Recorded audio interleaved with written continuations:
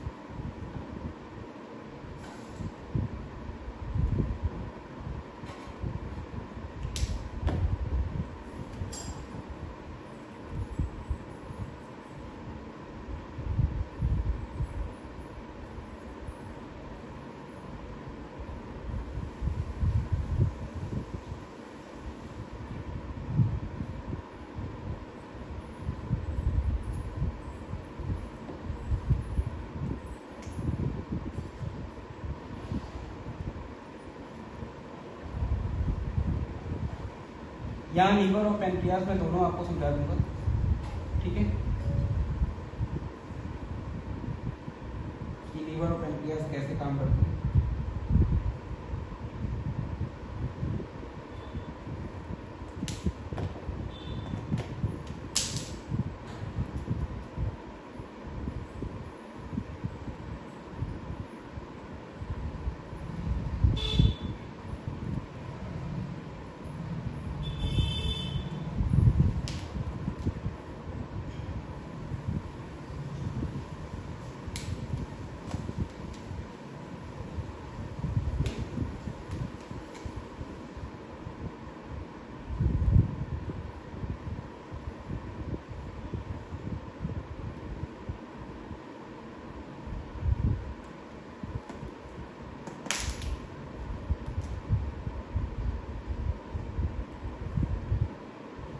Diagram कुछ हद तक समझ में आ रहा होगा आप लोग को कि मैंने क्या क्या बनाया है। ठीक है, तो हम लोग अब इसको ये भी कर लेते हैं। ये राइट लोब ऑफ लीवर है,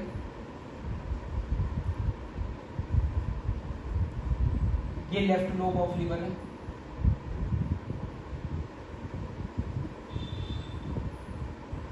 ठीक है बेटा।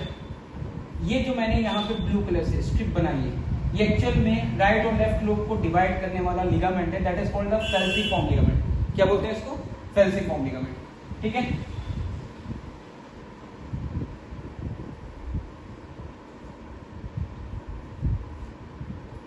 फिर मैंने यहाँ पर, ये तो हो गई एक बात। तो एक बात तो आप ध्यान रखिए कि लीवर जो है लार्जेस्ट ग्लैंड होता है हमारी बॉडी का, largest gland of the body है। इसके अंदर मैक्सिमम पावर ऑफ रीजनरेशन होती है, यानी ये एक ऐसा ग्लैंड है जिसके अंदर रीजनरेशन बहुत तेजी से होता है। ठीक है, लीवर के वैसे तो बहुत सारे काम होते हैं। हमारा लीवर जो है मेनली बाइलोब होता है। ठीक है, तो बाइलोब का मतलब क्या होता है? जिसमें दो लोब प्रेजेंट हो। तो दो लोब कैसे? एक राइट लोब, एक लेफ्ट लोब। अगर हम लीवर को 5 पार्ट में डिवाइड करें तो 4/5 पार्ट बना रहा है आपका राइट लोब और 1/5 पार्ट बना रहा है लेफ्ट लोब। इसका मतलब लेफ्ट लोब छोटा होता है और राइट लोब बड़ा होता है। अब जो राइट लोब और लेफ्ट लोब के बीच में अब ये लोग बने तो इनके बीच में कोई सेपरेशन होगा, तो सेपरेशन का काम करना कौन करता है? फेल्सिफॉर्म लिगामेंट। एक लिगामेंट होता है और आप लोगों को लिगामेंट एनिमल टिश्यू में पढ़ाया गया था। ठीक है, तो लिगामेंट जो होते हैं वो इसको सेपरेट करने का काम करते हैं। क्लियर होते हैं बात सबको? ठीक, देखिए अब फिर ये हिपैटिक डक्ट निकली। ऑब्वियस सी बात है, ये राइट साइड की है तो ये राइट हिपैटिक डक्ट होगी बेटा। ठीक, hepata word always use for the liver. ठीक है, और ये लेफ्ट साइड की हिपैटिक डक्ट होगी, लेफ्ट हिपैटिक डक्ट। क्लियर होती है मेरी बात सबको? ठीक है, फिर उसके बाद ये गॉल ब्लैडर हो गया।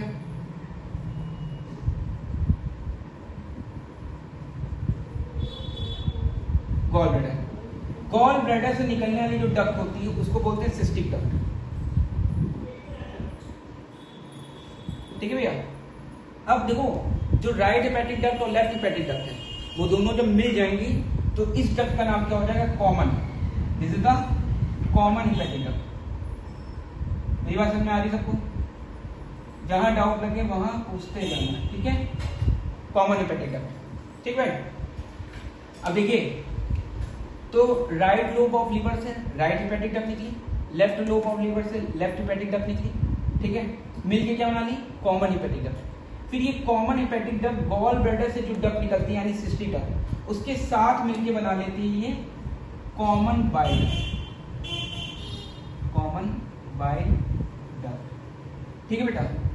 फिर इसके बाद क्या होता है, कॉमन बाइल डक्ट बना लिया।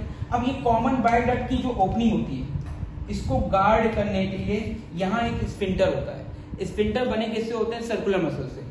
तो यहाँ एक स्फिंक्टर होता है, ठीक है। और इस स्फिंक्टर को हम लोग बोलते हैं, इस स्फिंक्टर का नाम है, ये स्फिंक्टर क्या करता है बेटा, कॉमन बाइल डक्ट की ओपनिंग को कंट्रोल करता है। This is called the sphincter of बॉयडन, sphincter of बॉयडन। समझ में आई बात मेरी सबको, ठीक। फिर ये हो गया पैनक्रियास। अब आप देख रहे होंगे पैनक्रियास में से मैंने दो डक्ट निकाली है। एक डक्ट जो कि डायरेक्टली डिओडिनम में खुल गई, दिस इज द डिओडिनम, ठीक बेटा।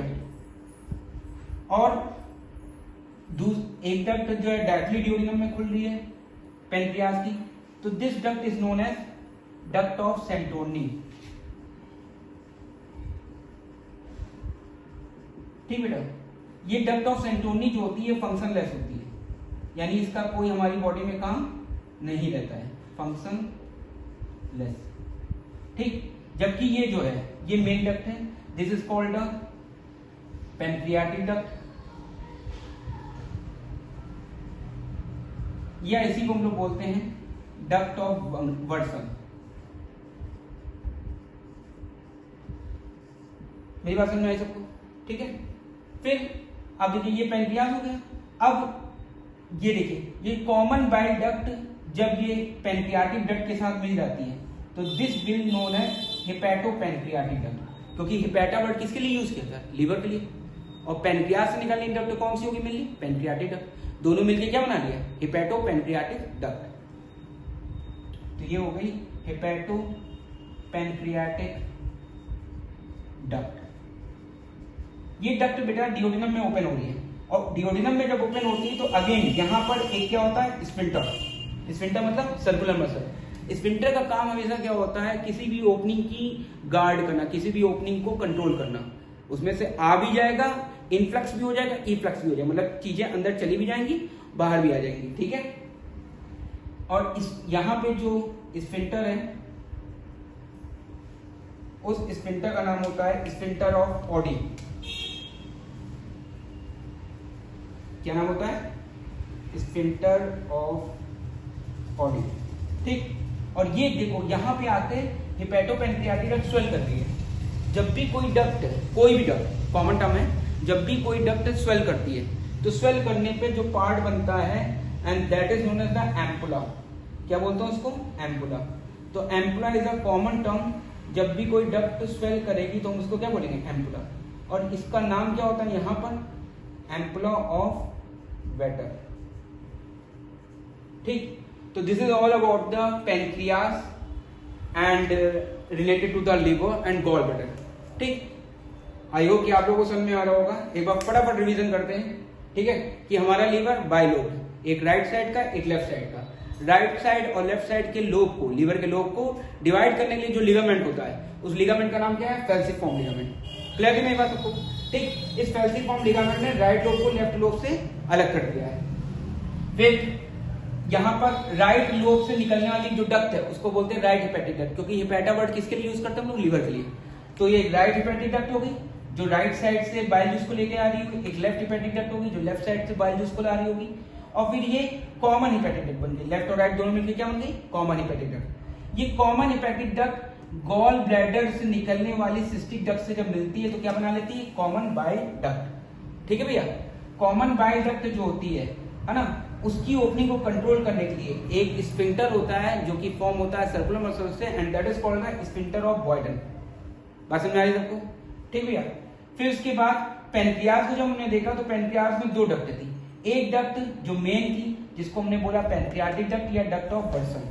ये पेनक्रियाटिक डक्ट इसी कॉमन बाइल डक्ट के साथ मिल जाती है और बनाती है हेपेटोपेनक्रियाटिक डक्ट। और ये हेपेटोपेनक्रियाटिक डक्ट डिओडिनम में ओपन होती है, लेकिन ओपन होने से पहले ये स्वेल कर जाती है और स्वेल पार्ट को बोलते हैं एम्प्ला ऑफ बेटर। क्या बोलते हैं? एम्प्ला ऑफ बेटर।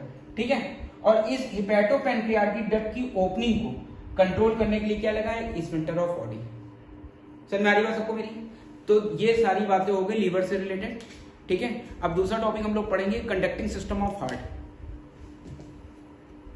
तो मैं इसको रब कर रहा हूं और कंडक्टिंग सिस्टम ऑफ हार्ट को बनाता हूं।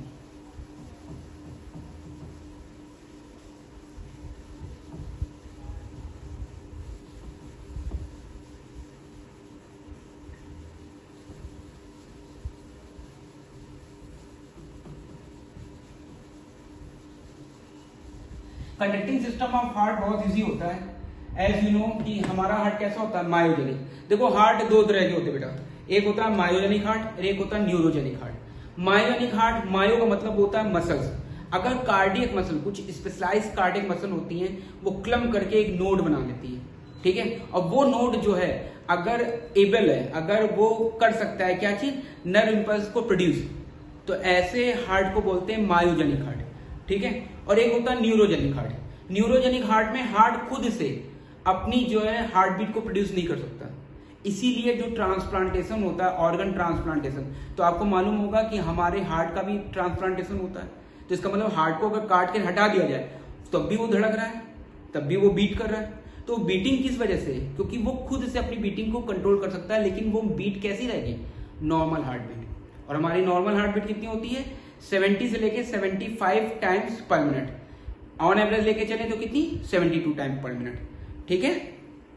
तो हम एक हार्ट का डायग्राम ड्रॉ करते हैं, ठीक, जो आपके समझने में इजी हो। एक्चुअल में डायग्राम जो है, एक मिनट